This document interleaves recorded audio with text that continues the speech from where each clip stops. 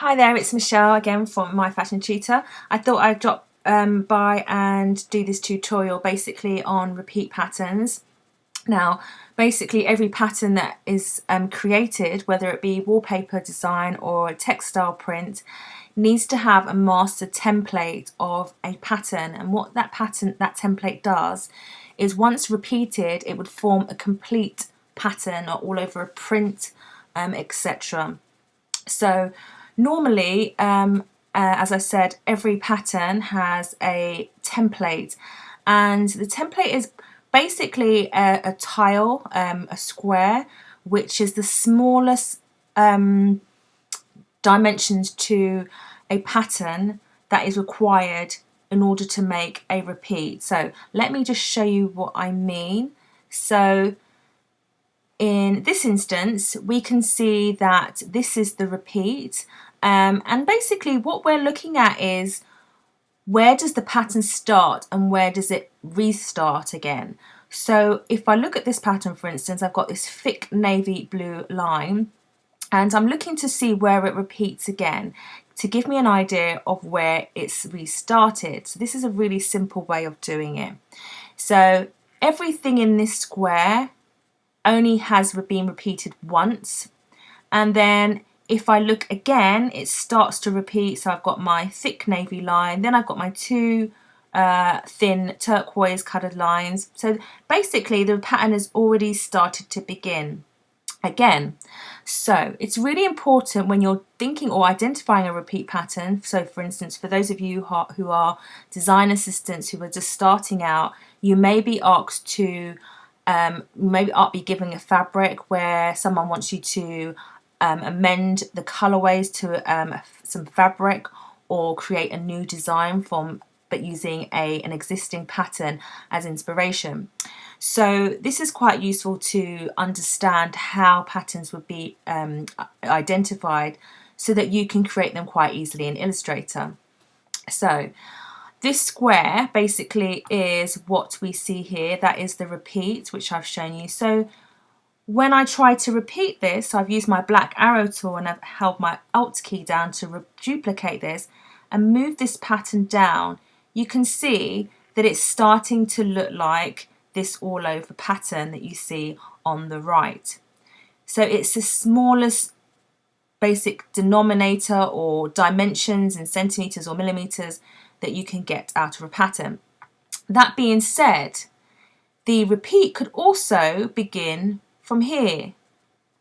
So what I've done is I've left out the dark blue stripe, and because I've taken it out here and it is still supposed to be part of the print, I need to make sure that I include it within this box here, this tile.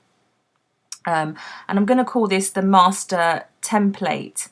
So I've taken it out from there. So if you look closely, even though I've included it here, I've actually left out the white, the next line here, because it's included already at the top.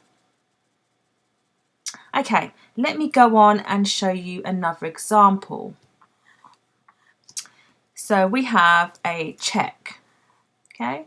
And so it's also really important to say to you that it does depend on the direction of the stripe as well, especially with stripes. With checks, not so much. So if we've got a horizontal stripe, if I was to then, this is a full repeat in itself. There's no repeat really in the horizontal, but there is on the vertical, because if I put these two together, you'll see that the repeat will be continuous. Okay, so let me show you something else to clarify that further.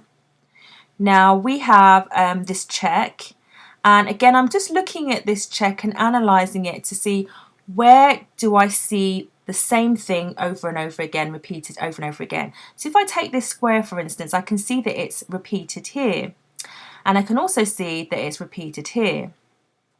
So that being said, the pattern looks like it starts from here. Well, I'm going to say it starts from here and it ends here on the horizontal. But we also have to consider the vertical repeat as well. And so, as I said, I can see it restarting here again. So I would suggest, or the repeat is here. Okay, and let me just give that a colour so you can see, and I'm just going to increase that to make it a bit bolder. So I'm just going to explain this again. So I can see this is this square has been repeated here. So I don't want to include it again within the repeat box.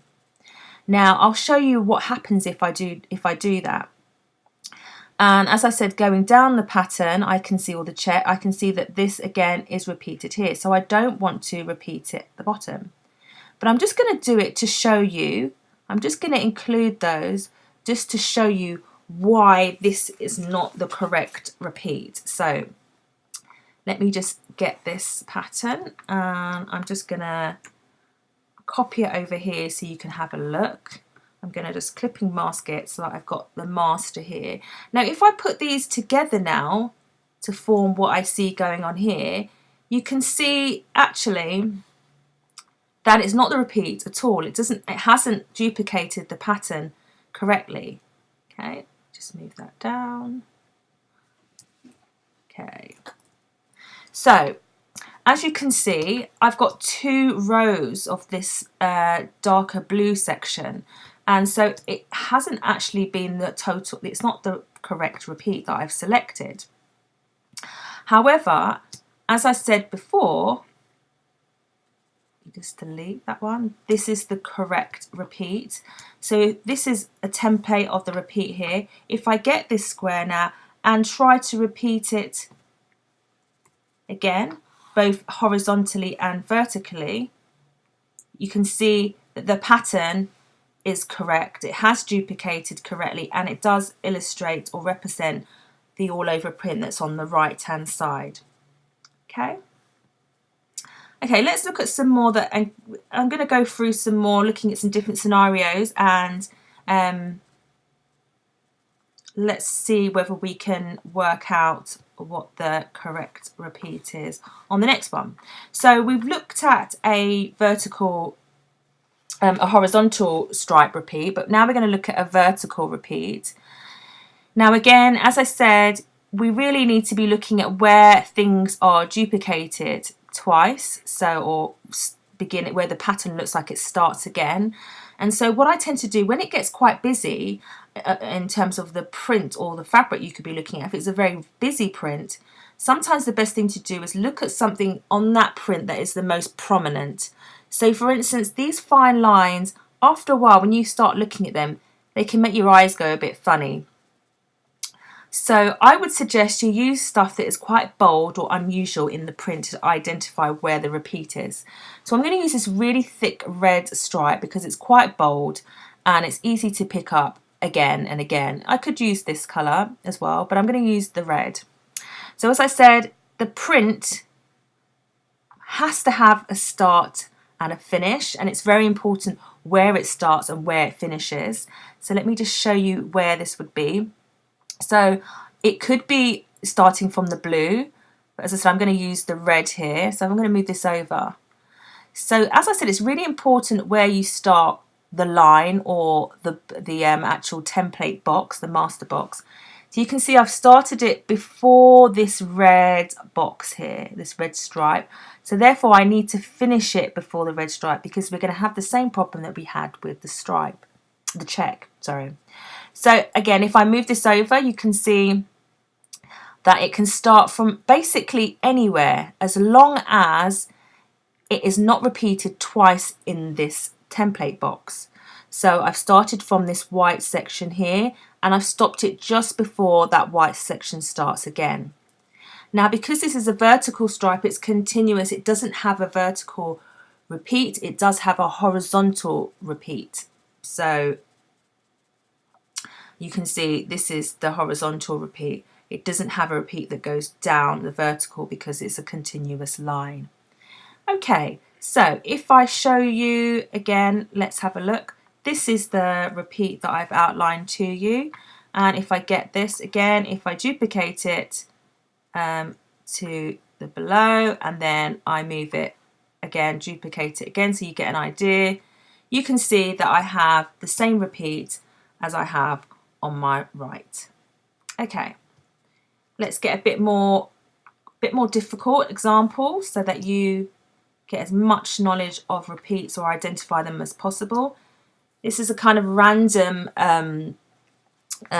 repeat, and as you can see, again, like I said before, it's really good to look at things which are prominent about that print to help you to identify that quicker.